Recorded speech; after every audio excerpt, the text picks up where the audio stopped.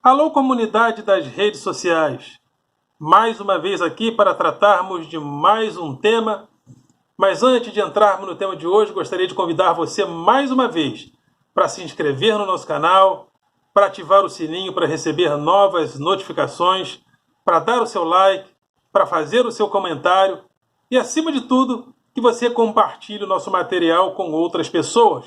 Nosso canal que tem o objetivo de compartilhar informações, esclarecimentos, mas, acima de tudo, convocar a classe dos professores para a participação nossa no debate público. Nós precisamos entrar no debate público, a princípio, nem que seja através de um canal de YouTube, porque é assim que a gente vai ganhando espaços de fala em uma sociedade que precisa da gente. Somos o intercâmbio cultural, a mediação cultural entre nós, entre a cultura e essa gama de pessoas que precisam de educação formal. E esse canal também tem o objetivo de combater o pensamento binário nas redes sociais. Cada dia o pensamento binário me surpreende e me vem com informações que eu não sabia. Sinceramente, o pensamento binário me surpreende. Teve um ontem que disse para mim que Bolsonaro é socialista. Porque ele ficou meio sem argumento, então ele disse, não, é porque o Bolsonaro é socialista. Ele quis dizer que, como eu sou professor público, eu sou do Estado, e se o Estado é socialista, e se Bolsonaro é presidente do Estado brasileiro, Bolsonaro é socialista. Uma conclusão assim totalmente estapafúrdia. Aí quando ele ficou assim, meio sem argumento, ele disse, se ele não é socialista, ele é o que então? Ou seja, ou ele é socialista, ou eu digo o que ele é, e se eu não dizer o que ele é porque ele é socialista. Ou seja, é o pensamento binário. Pau é pau, pedra é pedra. Ou é isso, ou é aquilo. É o pensamento binário. E precisamos combater isso. E também você pode visitar o meu grupo de Facebook, chamado Filosofia com Eldon Rosa Masson. E você também pode visitar diariamente o meu blog, Filosofia com Eldon Rosa Masson, através do endereço rosamasson.blogspot.com.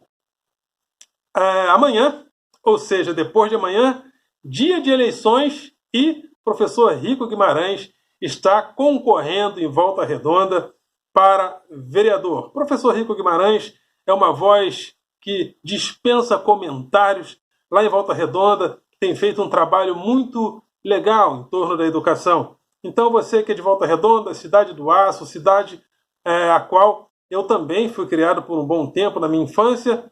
Então, como eu amo essa cidade, eu quero que ela seja bem representada pelo professor Rico Guimarães. Eli Vasconcelos acaba de lançar o seu livro pela Amazon e o nome do livro é Crônicas, Poesias e Heresias, de Eli Vasconcelos. Vá ao Google, descubra o site da Amazon e solicite este livro, esta obra, primeira de Eli Vasconcelos, Crônicas, Poesias e Heresias. Então vamos ao tema de hoje. Estamos aí próximos ao Dia da Consciência Negra, vamos entrar na Semana da Consciência Negra e, tendo em vista isso, eu gostaria de falar hoje sobre o negro no futebol.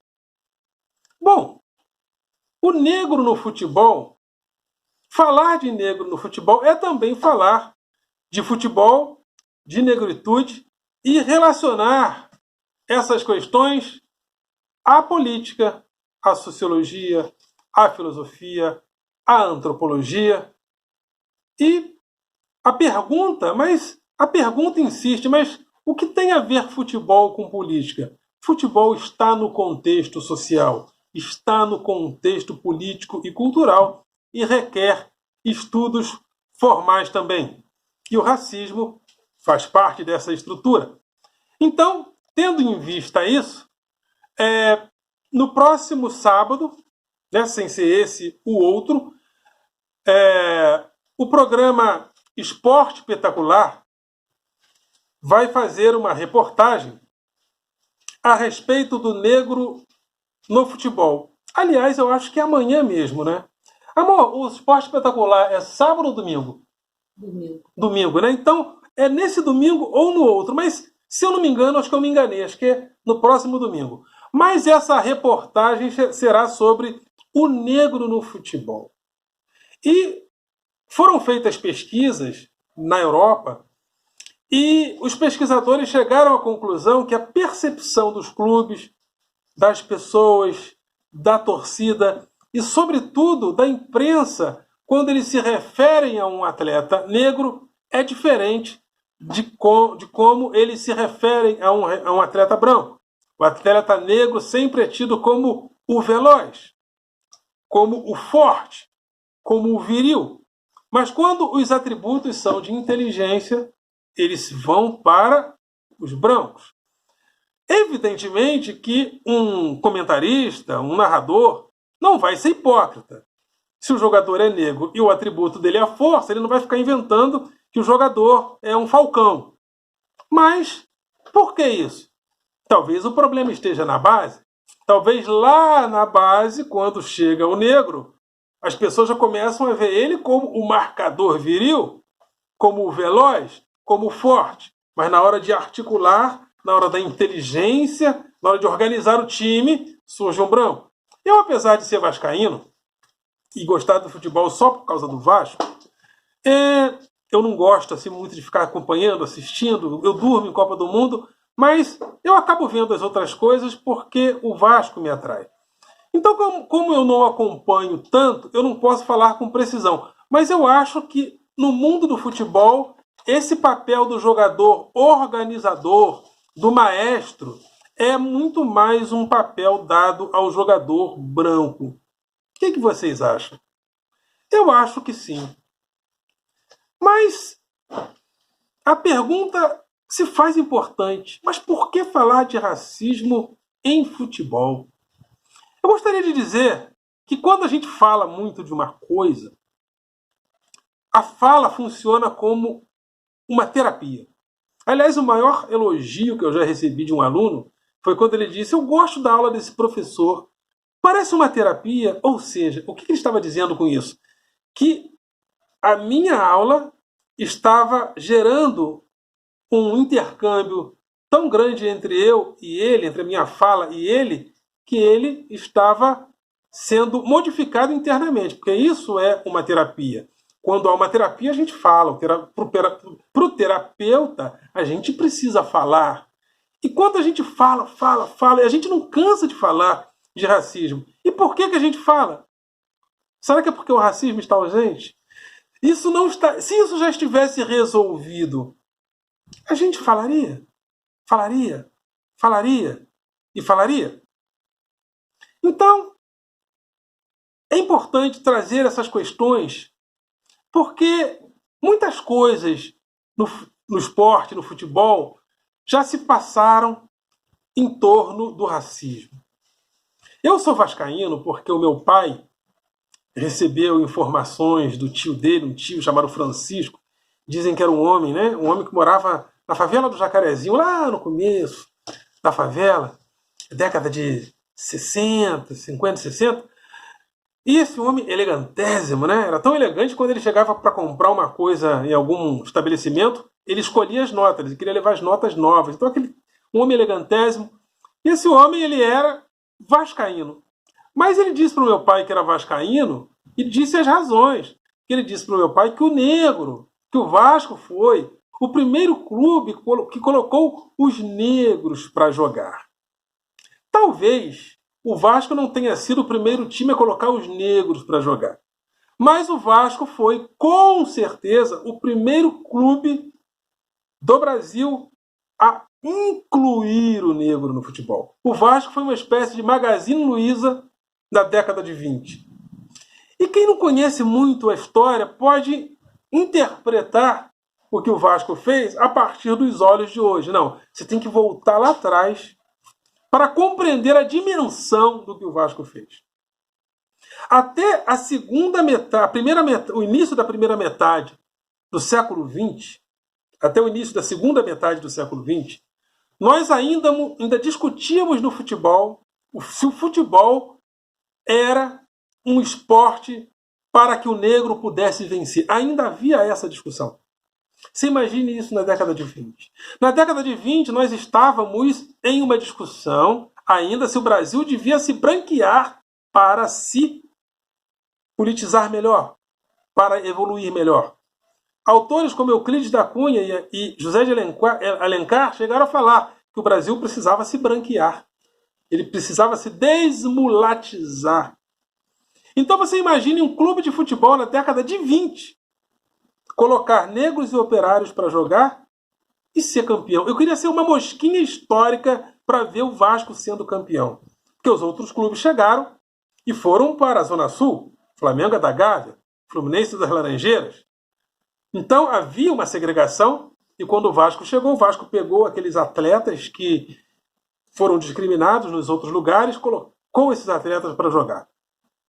Mas a grande curiosidade é que os outros times que colocaram os atletas para jogar antes do Vasco, como o Bangu, eu acho que até a Ponte Preta fez isso também, por isso ela é chamada de a macaca, mas ninguém tinha colocado o negro para ser campeão.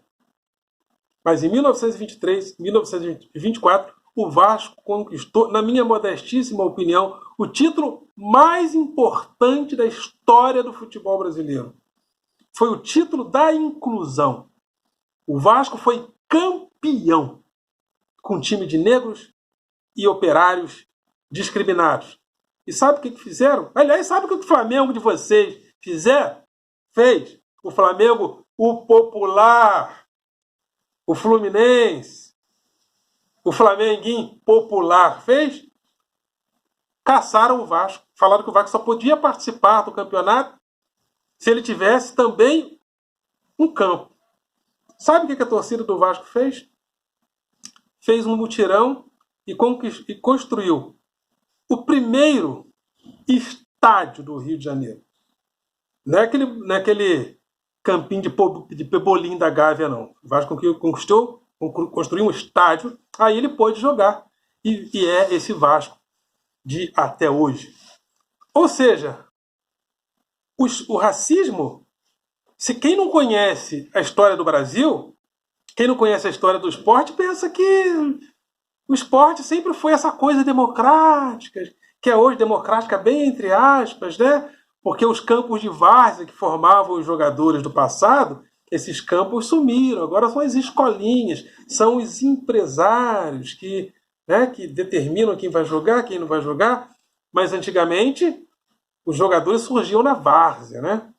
Então, mas quem não conhece a história do futebol, do esporte, acha que as coisas sempre foram fáceis, né? E o que o Vasco fez é importante porque ele fez isso em 1923. Mas o racismo no esporte no mundo demorou a acabar. Hitler, na Olimpíada de Munique, ele fez a Olimpíada, né? Ele quis provar na Olimpíada que a superioridade branca. Quis provar através de que esporte? Através do atletismo. Agora me fugiu o nome do atleta, mas teve um atleta negro, americano, que chegou lá na cara do Hitler e levou todas as medalhas. O Hitler abandonou o estádio simplesmente porque ele saiu com cara de Donald Trump derrotado, né? Foi embora. Então essa discussão estava lá até na década de 40, 50, quando o Brasil perdeu a Copa do Mundo de 50. E ele tinha time de negros e o Barbosa, que era o goleiro negro, que dizem que falhou. Durante muito tempo o Brasil tinha pouquíssimos goleiros negros. Eu lembro de pouquíssimos quando eu era assim, adolescente. Eu lembro do Jairo, do Corinthians, o Toinho, que era reserva do Valdir Pérez no São Paulo.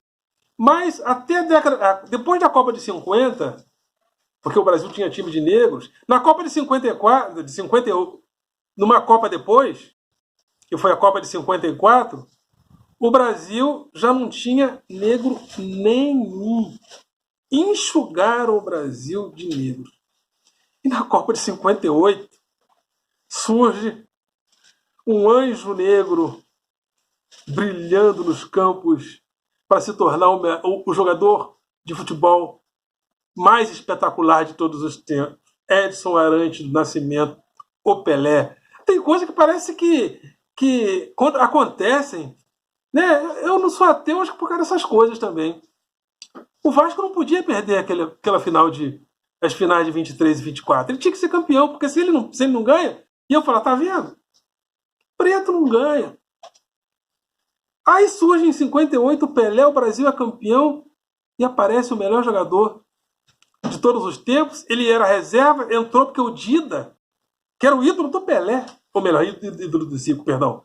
O Dida se machucou, o Dida, que era um grande jogador do Flamengo, se machucou e entrou o Pelé. Arrasou. O Brasil trouxe a Copa. Mas será que isso acabou? Será que isso acabou? Eu fico pensando em algumas personalidades do futebol e fico comparando coisa com coisa. O treinador Cuca, que é um grande treinador, espetacular, mas até ele se firmar como campeão, ele passou por alguns fracassos. No Botafogo, fracasso assim de... Não é fracasso. Serviço não é ser fracassado, né? Mas ele passou por vários percalços no Botafogo até ele se firmar como campeão.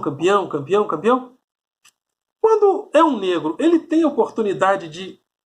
Dão a ele a mesma oportunidade de reaver as oportunidades perdidas no passado. Andrade foi campeão brasileiro pelo Flamengo em 2009. O Flamengo estava lá embaixo, ele foi lá, assumiu o time começou a subir e foi campeão. Aí setores da imprensa começaram a falar que aquilo aconteceu porque o Flamengo tinha grandes jogadores, tinha Adriano Imperador, tinha Wagner Love, então, tinha Pet, então era fácil. Mas o time estava lá embaixo. A pergunta que eu faço é a seguinte: um treinador loiro de olhos azuis, campeão brasileiro, fica sem clube? Fica sem um grande clube tanto tempo assim? Eu tenho dúvidas. Fica. Será que o nosso problema está superado no esporte? Porque se há uma coisa que eu não me conformo, é do Andrade nunca mais ter treinado um time grande. E não é nenhuma questão de ser qualificado ou não. Acontece que um treinador branco, no Brasil, um treinador branco, que é campeão brasileiro por um time, ele não fica sem uma segunda, terceira, quarta oportunidade de treinar um grande clube. Por que o Andrade nunca voltou? Há alguns treinadores negros, como por exemplo Cristóvão Borges, que surgiu lá em 2011 na vaga do Ricardo Gomes, quando o Ricardo Gomes teve aquele problema de saúde, né? Ele teve um derrame em pleno jogo, aí ele entrou, conduziu o time bem até o vice-campeonato. Depois ele teve algumas oportunidades em alguns clubes, não foi bem. Mas é engraçado que o Cristóvão Borges, ele fala muito bem. E quando a pessoa fala muito bem, a impressão às vezes que as pessoas passam para os outros, é que ele fala como branco. Essa impressão. Porque ele fala muito bem, ele é muito clássico ao falar. Mas o Andrade tem a língua presa. Língua presa num negro não é vista da mesma maneira que num branco. Você sabia disso? É a realidade. Só para você ter uma ideia, eu sou professor de filosofia. De vez em quando eu e a minha mulher a gente vai passear por alguns países do mundo. E às vezes ela fala que eu sou professor de filosofia, que a gente vai na Europa, que a gente vai em Cancún, para lá. Né? Casou com o marido rico, é assim mesmo. Então, né, amor? Casou por interesse. Não foi o golpe do baú, foi o golpe do avião, golpe do aeroporto. Casou comigo só para viajar. Então, às vezes ela fala para mim para outras pessoas, quando as pessoas me veem, as pessoas falam assim, ué, pensei que ele fosse branco. Ou seja, professor de filosofia que viaja pelo mundo tem que ser branco? Então percebam que E é engraçado quando a gente chega nos hotéis, por mais simples que ele seja, no Brasil e no mundo, eu fico, cadê os meus irmãos de cor? Eu faço sempre essa pergunta. Às vezes, numa viagem que a gente vai pegar uma embarcação, inúmeras pessoas, muita gente. Você tem que pegar um microscópio para achar um negro. Então tem coisas que ainda não estão resolvidas, né? E que o goleiro do Flamengo, né, que falhou contra o São Paulo, né? Tem que tomar cuidado com a carreira desse rapaz, porque... Mas ali tem gente experiente, não vai deixar o rapaz, a carreira degringolar, do rapaz degringolar, não. Né? Ali tem o Rogério Ceni que chegou, cara sereno, eles não vão fazer essa covardia com o rapaz, não. Mas é curioso, mas é importante a gente pensar que ele pode falhar de novo. Qual será a paciência que as pessoas terão com este rapaz, com ele sendo negro? Será a mesma? Então vamos esperar a reportagem. Vamos esperar a reportagem, vai ser, penso que domingo agora, no Esporte Espetacular. Eu estou curioso para ver essa reportagem. Talvez depois que ela surgir, eu volto a falar com vocês sobre isso. Ok, galera? Vocês são do coração.